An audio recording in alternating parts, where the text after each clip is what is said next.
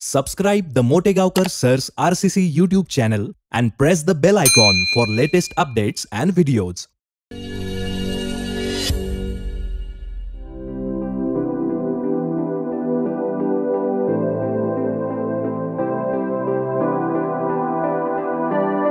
नमस्कार विद्यार्थी मित्रांनो, welcome to the world of chemistry. Welcome to RCC. So in previous class we have completed the kinetics of zero order reaction. बेटा zero order reaction साठी integrated rate equation तयार केलं आपण k = a0 - at/t. ठीक आहे ना. परत त्याचा हाफ लाईफ टाइम काय असतो, रेट कॉन्स्टंटचं युनिट काय असतं, त्याचे ग्राफ्स कसे असतात, 100% रिएक्शन कंप्लीट होण्यासाठीचा टाइम, 75% कंप्लीट होण्याचा टाइम, असं भरपूर आपण डिस्कशन केलं. त्यावरती क्वेश्चन्स देखील सॉल्व्ह केले. ठीक आहे ना. तुम्ही देखील क्वेश्चनची प्रॅक्टिस केलेली असावी. ठीक आहे. चला आता पुढे जातोय. पुढचं डिस्कशन असणार आहे आपलं फर्स्ट ऑर्डर रिएक्शन्स. जे आपण झिरो ऑर्डर रिएक्शन साठी केलं ना बेटा, तेच एक्झॅक्टली फर्स्ट ऑर्डर रिएक्शन साठी पण करणार आहोत. ठीक आहे. चला सुरुवातीला फर्स्ट ऑर्डर रिएक्शन्स काय असतात त्याचे काही एक्झाम्पल्स वगैरे आपण स्टडी करूया. ठीक आहे. इन जनरल समजा एक अशी रिएक्शन आहे, A gives product, A gives products. ठीक आहे ना. आता ही रिएक्शन फर्स्ट ऑर्डर आहे असं आपण अज्युम करू. जर ही रिएक्शन फर्स्ट ऑर्डर असेल तर याचं इक्वेशन बघा, rate equals to minus dA/dt. Decreasing concentration म्हणून मायनस साइन. आता यालाच रेट लॉ फॉर्म मध्ये असेल इथे k into concentration of E. Zero order मध्ये पॉवर 0 होता बेटा. आता इथं पॉवर किती असेल? 1 असेल. पॉवर किती असणार आहे? 1 असणार आहे. लक्षात आलं का? ही रिएक्शन फर्स्ट ऑर्डर आहे म्हणून कॉन्सन्ट्रेशन ऑफ ए चा पॉवर किती असणार आहे बेटा? 1 असणार आहे. ठीक आहे का? आता हे जे इक्वेशन लिहिलं ना आपण, या इक्वेशनला म्हणायचं बेटा डिफरन्शियल रेट लॉ. कारण याच्या डेरिव्हेटिव्ह आला ना. ठीक आहे ना. It is called differential rate law. Differential rate law for the first order reaction. कारण बघा ना, पॉवर किती आहे? 1 आणि डेरिव्हेटिव्ह आला. ठीक आहे ना. आता या इक्वेशन वरूनच मी फर्स्ट ऑर्डर रिएक्शन ची डेफिनेशन तयार करणार आहे. बघा, definition of first order reaction. The reaction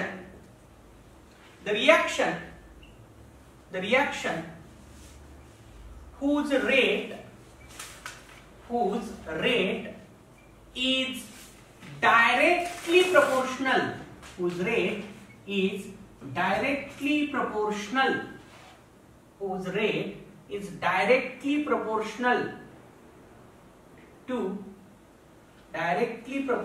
to concentration of reactant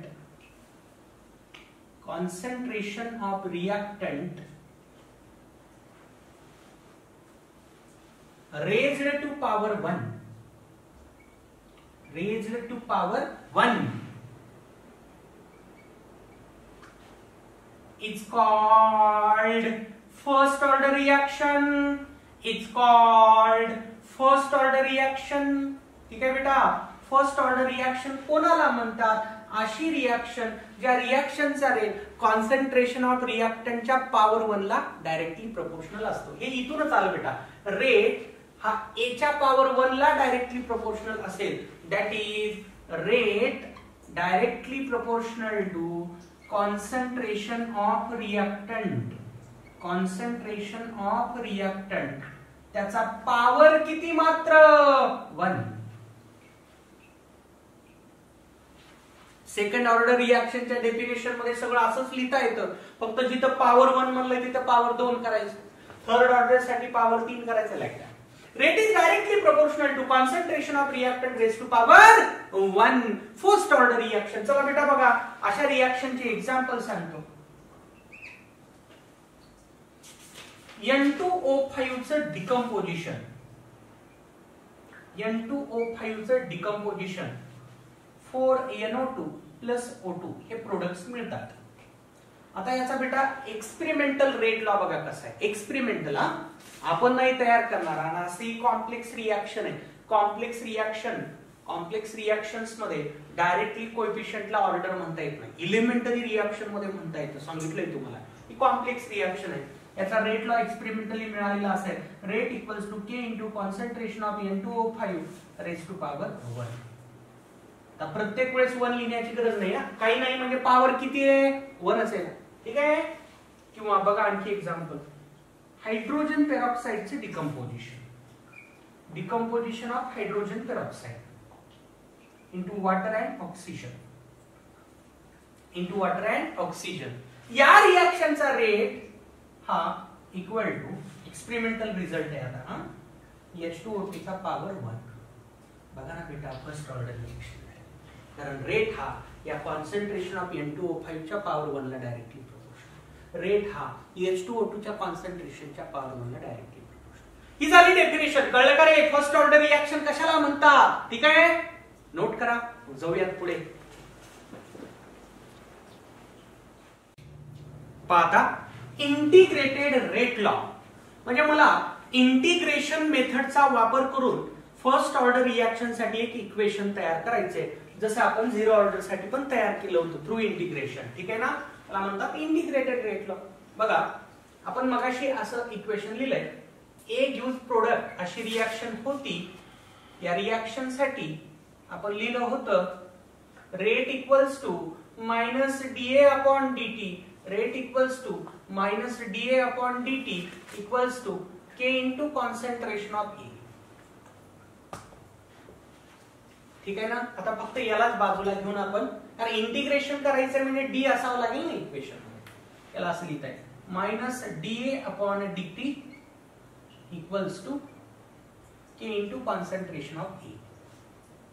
हे परत बोर्ड एक्झाम साठी डेरिवेशन करा म्हणून क्वेश्चन असतो. Derive and integrated rate law for first order reaction 4-5 मार्कासाठी क्वेश्चन असतो. ठीक आहे.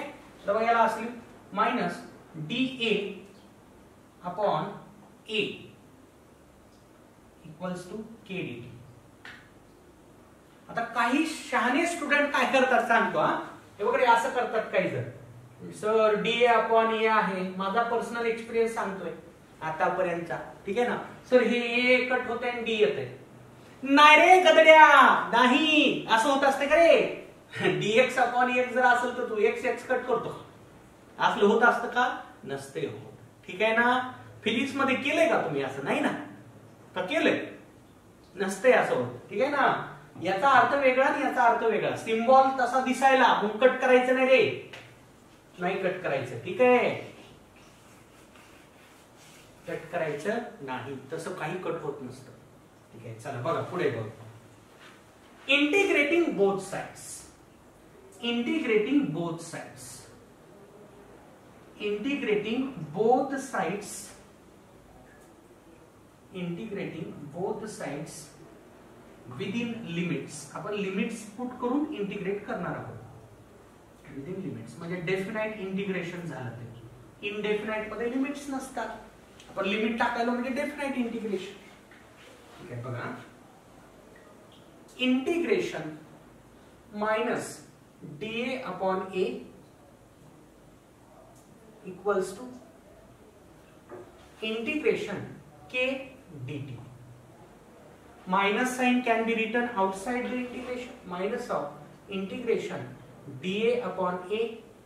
K is constant, so constant can be written outside the integration. K into integration dt. आता याचं इंटिग्रेशन काय असेल. ठीक आहे. सगळ्यांनी कुठंतरी लिहून ठेवा रे बाबा. कुठंतरी लिहून ठेवा. बघा इथे लिहितो मी. Integration dx of x is natural log of x. ठीक आहे. याचा मी वापर करणार आहे. आणि परत integration of dt is t. माहिती असावं. dx चं इंटिग्रेशन x असतं. dx अपॉन x चं इंटिग्रेशन ln x असतं. Natural log of x. पण मी सांगितल्याप्रमाणे मला इंटिग्रेशन प्रॉपर लिमिट्स टाकून करायचंय. ठीक आहे ना. आता मी लिमिट्स टाकायलो बघा. इनिशियल कॉन्सन्ट्रेशन A0 आणि फायनल कॉन्सन्ट्रेशन AT. जे आपण प्रिव्हियस केस मध्ये पण केलंय. Initial time 0, final time t. Initial concentration A0, final concentration AT. Limits. ठीक आहे. Initial time 0, final time t. आता हा फॉर्म्युला वापरू. Integration dx upon x is ln x. So minus ln x. आणि याची लिमिट्स बघा. लिमिट्स आहेत final is 80 ln x नाही सॉरी आपल्या केस मध्ये x कोण आहे रे? आपल्या केस मध्ये x आहे a. ठीक आहे. Upper limit 80, lower limit a0 equal to k into dx चे इंटिग्रेशन x म्हणजे dt चं t होईल. t upper limit t, lower limit 0. आता लिमिट्स पुट करायचे बघा. मायनस बाहेरच ठेवतो मी. शेवटी त्याला आपण मध्ये घेणार आहोत. Minus of. आता या a च्या जागी एकदा अपर लिमिट टाका, नंतर लोअर लिमिट टाका. ln 80 minus ln a0 equals to k into upper limit टाकायचं t च्या जागी t नंतर 0 t मायनस 0. आता या मायनसला मध्ये न्यूट, so it will be ln a0 minus ln 80. मी काय केलं? या मायनस न मध्ये मल्टिप्लाय केलं. हे मायनस आहे, हे मायनस, हा टर्म झाला प्लस. बघा हा टर्म पुढे साइन याच्या प्लस आहे आणि हा मायनस इज होऊन जाईल kt. आता मी एक लॉग ची प्रॉपर्टी सांगितली बेटा. Log x by y. ठीक आहे. लिहितो मी इथे लिहितो. Log x by y. याला कसं लिहिता येतं? Log x minus log y. Log x minus log y. बरोबर आहे ना? लिहिता येतं ना? तोच फॉर्म्युला इथं आणा. Log x minus log y. Log x minus log y याला मी कसं लिहू शकतो मग? Log x by y.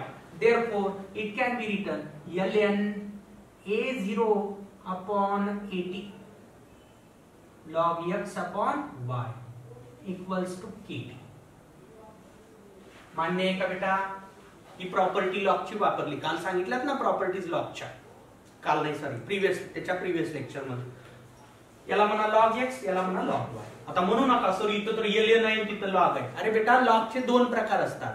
एक लॉग टू द बेस 10 आणि दुसरा log to the base e. हे लॉगच आहे, नॅचरल लॉग आहे फक्त. हा लॉगचा हा एक प्रकार आहे. ज्या प्रॉपर्टीज LOG ला लागू होतात त्या ऑटोमॅटिकली LN ला पण लागू होत असतात. आता k चे इक्वेशन तयार करू. This implies k equals to 1 upon t ln a0 upon 80. a0 upon 80. हा झाला फॉर्म्युला तयार. पण याच्यात लॉग आला रे बाबा. कसं सर? अरे बेटा जेवढं लॉगचं नॉलेज तुला सांगितलं ना त्याच्यावरती each and every question solve होते आणि मी सॉल्व्ह करून दाखवणार देखील. ठीक आहे ना? k equals to 1/t ln a0 upon 80. हा लॉग टेबल मध्ये पाहता येत नसतो ln. मग लॉग टेबल मध्ये कोणता लॉग पाहतात sir? Log to the base 10 वाला. मग ln चं कन्वर्जन आता LOG मध्ये आपल्याला करायचंय. ln चं कन्वर्जन LOG मध्ये करायचंय. ठीक आहे. करूयात आपण. नोट करा एवढं. पुढे कंटिन्यू करा. बघा हे इक्वेशन मिळालं आपल्याला. पण मी सांगितल्याप्रमाणे ln हा लॉग टेबल मध्ये पाहता येत नसतो. ln चं कन्वर्जन LOG मध्ये करावं लागतं. तर मी एक प्रॉपर्टी सांगितली होती. कोणती property? Using ln x equal to 2.303 LOGX. Yes. ln चं कन्वर्जन LOG मध्ये करायचंय. 2.303 हा फॅक्टर एक्स्ट्रा येतो. Therefore आपल्या केस मध्ये कसं होईल बघा. k equals to 1/t. k equals to 1/t. हो नाही सर ते 2.303 घ्या ना. घेतो बेटा. बघा k equals to 1/t. ln च्या जागी घेतो बेटा 2.303 LOG. ln चं कन्वर्जन झालं LOG मध्ये. a0 upon 80. A0 upon AT. Final equation आता, therefore K equals to 2.303 upon T log A0 upon AT. हे झालं माझं फायनल इक्वेशन. आता या लॉग बद्दल आपल्याला काही प्रॉब्लेम नाही. आणि मी तुम्हाला जेवढ्या लॉगच्या व्हॅल्यूज लक्षात ठेवा म्हणलं ना 1 ते 10, त्या व्हॅल्यू याच्यात सांगितलेल्या आहेत. So you have to remember this equation. ठीक आहे ना. बोर्ड एक्झाम साठी इक्वेशनचं डेरिव्हेशन तुम्हाला लक्षात ठेवावं लागतं. मग ते तुम्ही ठरवायचं, आता लक्षात ठेवायचं का नंतर लक्षात ठेवायचं, लक्षात ठेवायचं. ठीक आहे ना. समज रहे हो ना. K equals to 2.303 upon T log A0 upon AT. हा फॉर्म्युला न्यूमेरिकल साठी लागणार. पण आता एवढ्या इक्वेशन वरून पण काम लागणार नाही. ठीक आहे ना. याला आणखी बरेच फॉर्म्स आहेत, तेच आता मी सांगणार आहे रे बाबा, तेच आता सांगणार आहे. ठीक आहे. हा एक फॉर्म झाला, हा दुसरा फॉर्म झाला. आणखी बघा, याला आणखी दुसऱ्या इक्वेशन मध्ये नेता येतं, आणखी नेता येतं. ठीक आहे ना. आणखी नेता येतं. तर मी हेडिंगच टाकतो. ठीक आहे. Other forms, other forms, other forms. बघा, लेट एक सिम्बॉल गेलो मी. Initial concentration, initial concentration A0, त्याचा सिम्बॉल फक्त बदलायलो मी. काल 0 ऑर्डरच्या एका क्वेश्चन मध्ये पण घेतलं होतं बघा, स्मॉल ए, स्मॉल ए. इनिशियल कॉन्सन्ट्रेशनला दोन सिम्बॉल वापरतात बेटा, एक तर कॅपिटल A0 किंवा मग स्मॉल ए. ठीक आहे ना. Amount of reactant, amount of reactant, amount of reactant converted into product, converted into product in time t, in time t equal to, मी घ्यायलो सिम्बॉल x. आता ही x काय गोळा आणला सर मध्ये, आणलाय, पर्पजफुली आणलाय. पण एक्स काढण्याचे पण क्वेश्चन असतात. बघा एक्स अर्थ काय, amount of reactant converted into product in time T. Time T मध्ये जेवढा रिएक्टंट प्रोडक्ट मध्ये कन्वर्ट व्हायला त्याला मी काय म्हणायलो, एक्स म्हणायलो. ठीक आहे ना. आता बघा, समजा इनिशियल अमाउंट होतं माझं, इनिशियल अमाउंट होतं माझं 20 ग्राम. समजण्यासाठी ग्राम मध्ये घ्यायलो. ठीक आहे. फायनल आहे माझं 5 ग्राम. आफ्टर टाइम टी 5 ग्राम राहिला रिएक्टंट. याचा अर्थ या दोन्हीची जी वजाबाकी आहे 15 ग्राम, ती कशात कन्वर्ट झाली, कशात, प्रोडक्ट मध्ये कन्वर्ट झाली. हा तो एक्स आहे बेटा, हा तुमचा कोण आहे, एक्स आहे. लक्षात आलं का. एक्स म्हणजे असं अमाउंट रिएक्टंटचं जे प्रोडक्ट मध्ये कन्वर्ट झालं. हे तुझं काय आहे, A0 आहे. हे तुझं काय आहे, AT आहे. ठीक आहे ना. हे आहे तुझं एक्स. आता बघा, मी AT ला एक्स फॉर्म मध्ये कसं लिहिणार आहे, लक्ष द्या. Then final concentration, final concentration AT, जे टाइम टी नंतरचं कॉन्सन्ट्रेशन. बघा मी लिहायला पाहिजे, लक्ष द्या. मी याला म्हणू शकतो A-x. कसं लिहिला तू सूर्य A-x, AT ला A-x कसं लिहिला. चल बेटा, या एक्झाम्पल मध्ये करून दाखवतो तुला. 20 ग्राम तुझं इनिशियल अमाउंट होतं, 5 ग्राम फायनल अमाउंट आहे. ठीक आहे. 20 ग्राम सुरुवातीला घेतलेलं, 5 ग्राम आफ्टर टाइम टी मला ऑब्झर्व झालं, म्हणजे फायनल कॉन्सन्ट्रेशन झालं माझं 5 ग्राम. तर आता या दोन्हीची जी वजाबाकी असणार आहे 15 ग्राम, ती कुठे गेली, कुठे गेली 15 gram, converted into product. 15 gram product मध्ये कन्वर्ट झालं, म्हणजे हे 15 ग्राम काय झालं माझं, एक्स झालं. हे A0 म्हणजेच ए सांगितलं मी तुम्हाला. ठीक आहे ना. आता बघा, तुम्ही जर 20 मायनस 15 केलं, 20 मायनस 15 केलं, आता 20 मायनस 15 म्हणजे तुमचं काय झालं रे, हे ए आहे आणि 15 काय तुमचं एक्स आहे. 20 मायनस 15 म्हणजे किती येणार आहे बेटा, 5 येणार आहे का नाही. पण 5 काय आहे, फायनल कॉन्सन्ट्रेशन. 5 काय आहे, फायनल कॉन्सन्ट्रेशन. नाही कळलं सर. चला बेटा एक दुसरं एक्झाम्पल सांगतो. समजा माझ्याकडं 200 रुपये होते. माझ्याकडे भरपूर आहे पण तुमच्यासाठी समजण्यासाठी सांगायलो माझ्याकडे 200 रुपये होते. मी ते पैसे काहीतरी कारणास्तव खर्च केले आणि माझ्याकडे फक्त 10 रुपये उरले. होते किती? 200 रुपये. उरले किती? 10 रुपये. फक्त 10 रुपये उरले. ठीक आहे ना. मग खर्च किती झाले? 190 रुपये खर्च झाले. होते 200 उरले 10. खर्च किती झाले? 190. तर 190 आहे तुमचा यक्स. 190 काय आहे? यक्स. ठीक आहे ना. ठीक आहे का? ए काय तुमचा? 200. इनिशियल किती? 200. यक्स किती? 190. आता बघा मी त्या उरलेल्या 10 रुपयाला ए मायनस एक्स म्हणू शकतो का नाही? बघा 200 मायनस 190 किती येतं उत्तर? अरे किती येतं उत्तर? 10च येतं का नाही? कळतंय का? तुम्ही जर इनिशियल अमाऊंट मधून प्रोडक्ट मध्ये कन्वर्ट झालेलं अमाऊंट मायनस केलं तर तुम्हाला काय मिळत असतं? फायनल कॉन्सन्ट्रेशन, उरलेलं कॉन्सन्ट्रेशन. इनिशियल कॉन्सन्ट्रेशन मधून तुम्ही जर प्रोडक्ट मध्ये कन्वर्ट झालेलं कॉन्सन्ट्रेशन सबस्ट्रॅक्ट केलं काय मिळत असतं? उरलेलं कॉन्सन्ट्रेशन किंवा final concentration of the reactant. Exactly तसंच आहे बेटा. एक्झॅक्टली तसंच आहे. ए होतं, ए पैकी एक्स निघून गेलं. बघा साधं इथंच कळतं. एवढं हे लांबलचक करण्याची पण गरज नाही. बघा हे सोडून दे. आता हे म्हणाल सर ते 20 ग्राम आणि 5 ग्राम काय म्हणत होते की ते 200 ग्राम ते 200 रुपये 10 रुपये काय म्हणत होते? सोड हे सोड. हे बघा साधी गोष्ट, कॉमन सेन्स. होतं ए, सुरुवातीला घेतलं होतं ए, त्यापैकी एक्स प्रोडक्ट मध्ये कन्वर्ट झालं. सांगा आता उरलं किती? घेतलं होतं ए, त्यापैकी एक्स प्रोडक्ट मध्ये कन्वर्ट झालं. उरलं ए मायनस एक्स. आणि हे उरलेलंच आहे ना. संपलं.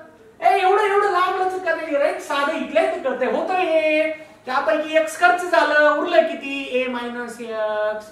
तर 80 मी लिहू शकतो ए मायनस एक्स. ए नॉट लिहू शकतो ए. ठीक आहे का? हे मोडायलो आता. हे काही कामाचं नाही आपल्या.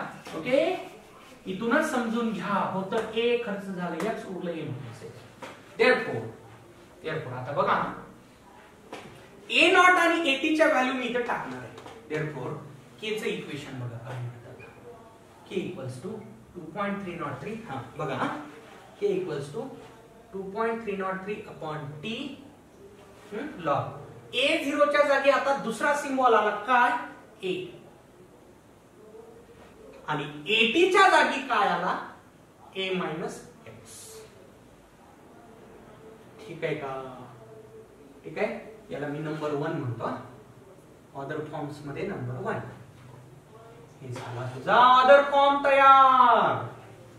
एक्स चा अर्थ लक्षात घ्या बेटा. एक्स म्हणजे असा अमाऊंट रिएक्टंटचं जे प्रोडक्ट मध्ये कन्वर्ट झालं टाइम टी मध्ये. Amount of reactant converted into product in time T म्हणजे काय? एक्स. ठीक आहे का? सिम्बॉल फक्त बदललाय.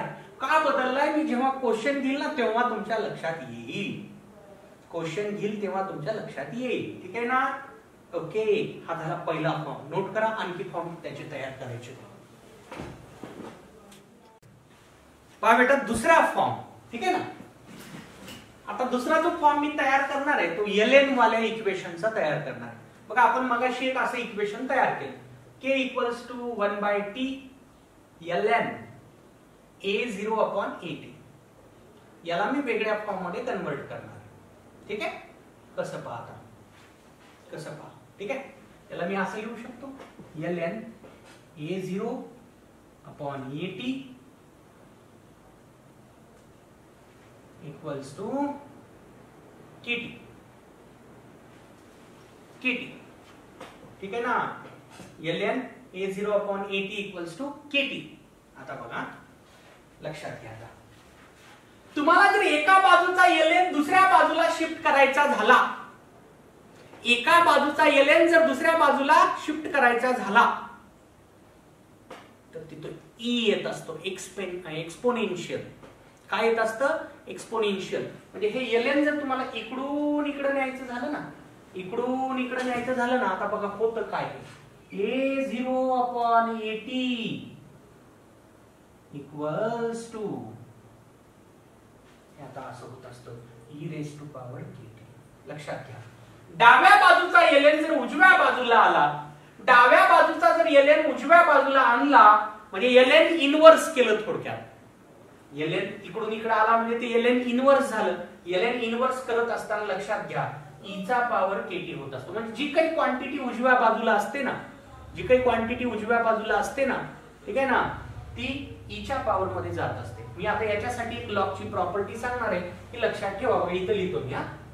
बघा ln x equals to y जर असेल ना तर याला असं लिहिता येतं x equal to e raise to power y.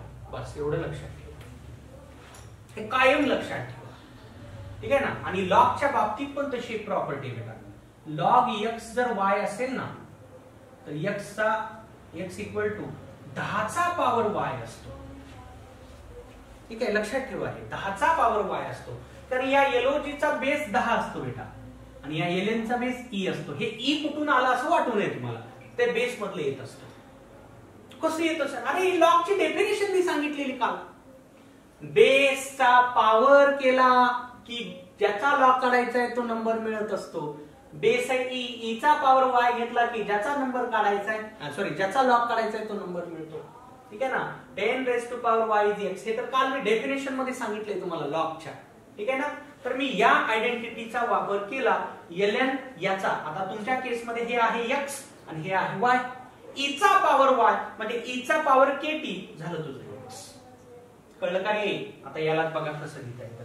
Therefore a0 equals to at into e चा power kt. a0 equal to at into e चा पॉवर kt. किंवा यालाच असं लिहिता येतं. Therefore at equals to a0 upon e चा power kt. आता e चा पॉवर kt डिनॉमिनेटर मध्ये, त्याला मी न्यूमरेटर मध्ये शिफ्ट करणार आहे. at equals to a0 into e चा पॉवर मायनस kt.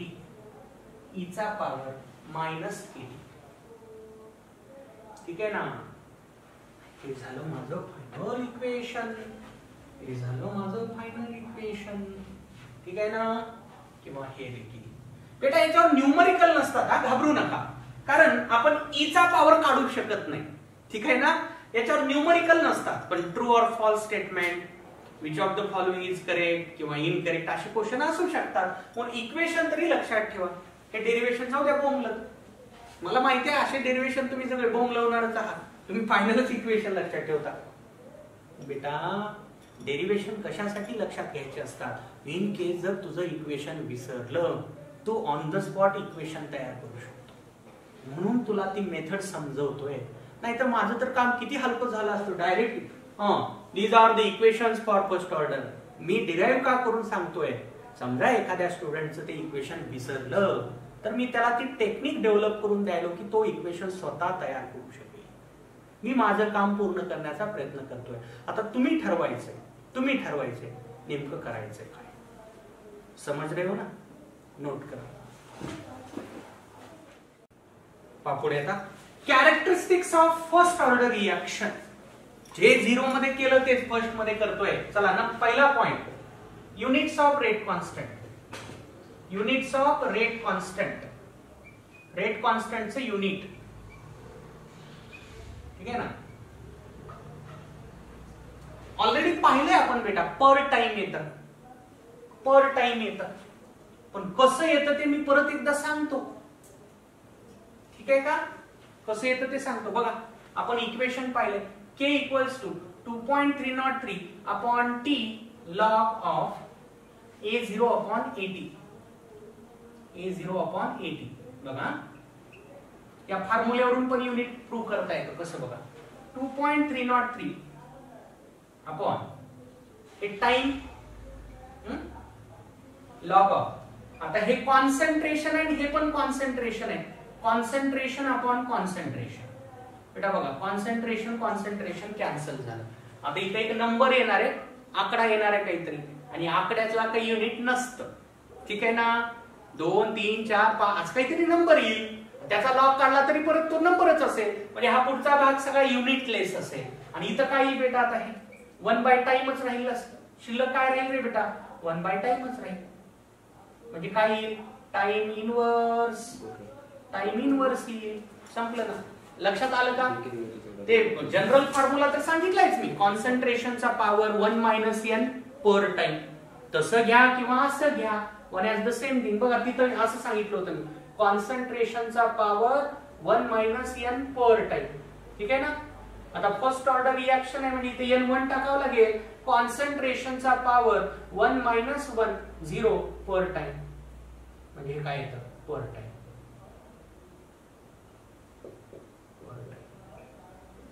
मग ते पर सेकंड असेल, पर मिनिट असेल किंवा पर आवर असेल. समझ रहे हो? नोट करा. हाफ लाईफ टाइम और half life period, t half, याचा अर्थ सांगितला मी काय? Time required to decompose half of the initial reactant. जेवढा रिएक्टंट सुरुवातीला घेतला होतात ना, त्याचा अर्धा अमाऊंट डिकम्पोज होण्यासाठी, म्हणजे त्याचा अर्धा अमाऊंट प्रोडक्ट मध्ये कन्वर्ट होण्यासाठी लागणारा टाइम. याला आणखी एक सिंबल असतं बेटा, टी हाफलाच तुम्ही T50% पण म्हणू शकता. 50% रिएक्शन कंप्लीट होण्यासाठी लागणारा टाइम, हाफ लाईफ टाइम किंवा हाफ लाईफ पिरियड. ठीक आहे ना? हे कालच्या सारखंच बेटा. when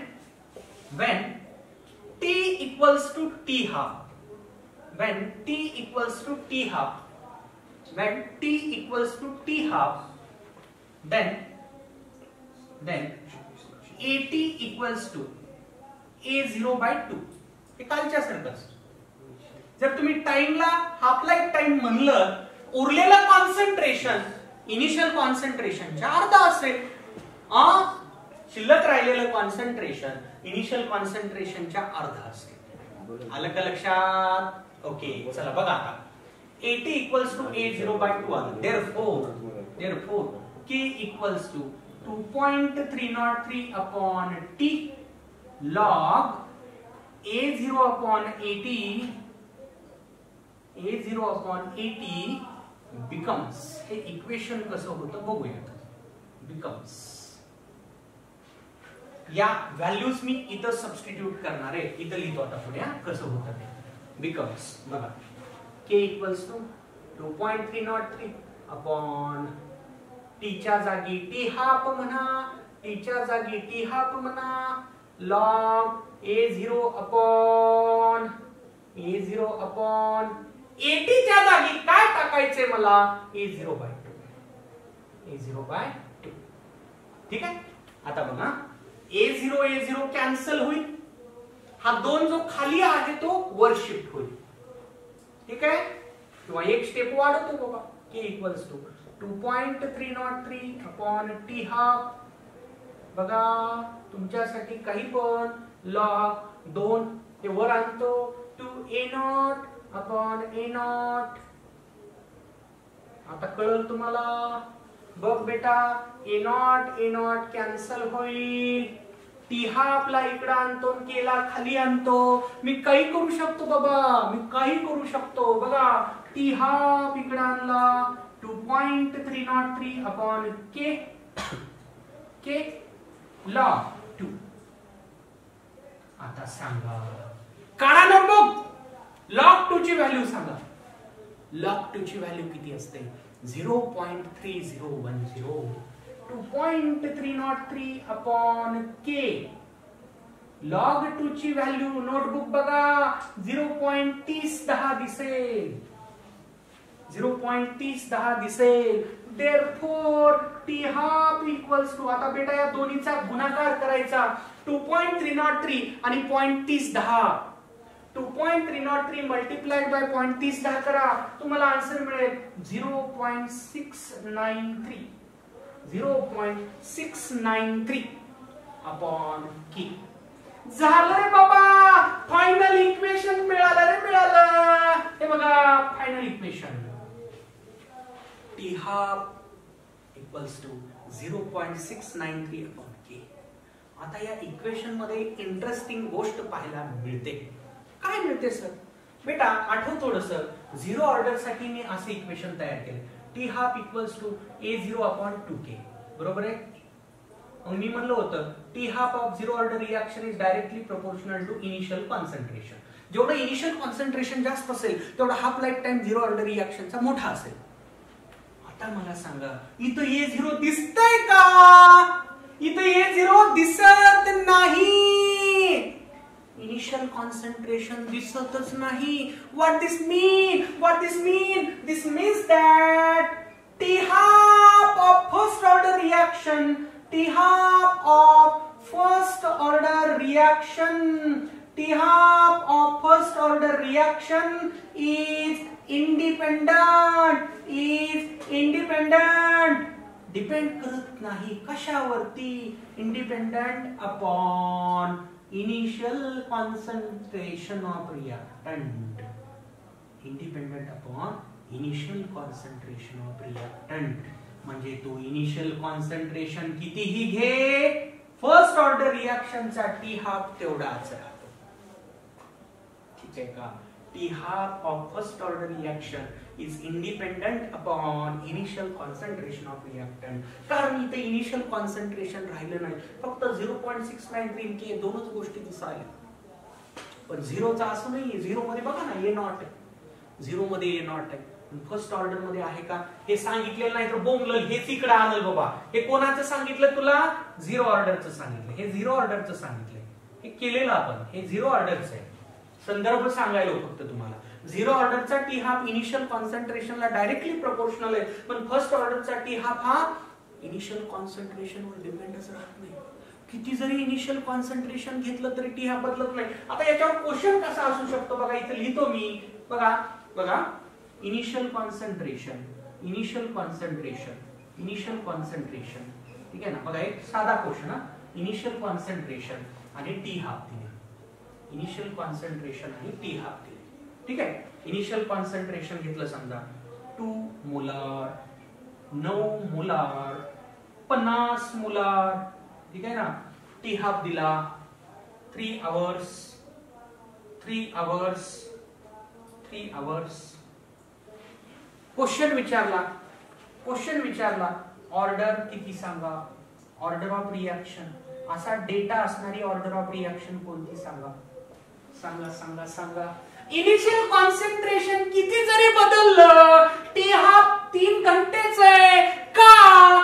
टी हाफचं इनिशियल कॉन्सन्ट्रेशनचं रिलेशनच नाही. कोणत्या रिएक्शन साठी? फर्स्ट ऑर्डर रिएक्शन साठी. म्हणून ऑर्डर ऑफ रिएक्शनचा आन्सर काय असेल? 1. या क्वेश्चनचा आन्सर काय झालं? 1. असे क्वेश्चन असतात बेटा, लॉजिकल क्वेश्चन. एक रिएक्शन आहे ज्याचा टी हाफ इनिशियल कॉन्सन्ट्रेशन किती जरी बदललं, डबल केलं, ट्रिपल केलं, क्वाड्रपल केलं, 5 टाइम्स इन्क्रीज केलं, 10 टाइम्स इन्क्रीज केलं, टी हाफ बदलत नाहीये. सांगा ऑर्डर ऑफ रिएक्शन. फर्स्ट कळलं काय? 2 कॅरेक्टरिस्टिक्स बेटा आज आपण कंप्लीट केले. आणखी कॅरेक्टरिस्टिक्स आहेत, ग्राफचे आहेत. ठीक आहे ना? किंवा 100% कंप्लीशन वगैरे सगळं बघायचंय आपल्याला. ठीक आहे का? आपलं हे discussion characteristic of first order reaction next lecture मध्ये देखील टू बी कंटिन्यूड. ठीक आहे? भेटूयात नेक्स्ट लेक्चर मध्ये. थँक्यू. जपली उत्तम निकालाची कायम परंपरा, जपली उत्तम निकालाची कायम परंपरा. RCC म्हणजे युगानुयुगे उत्तुंग यशोधारा.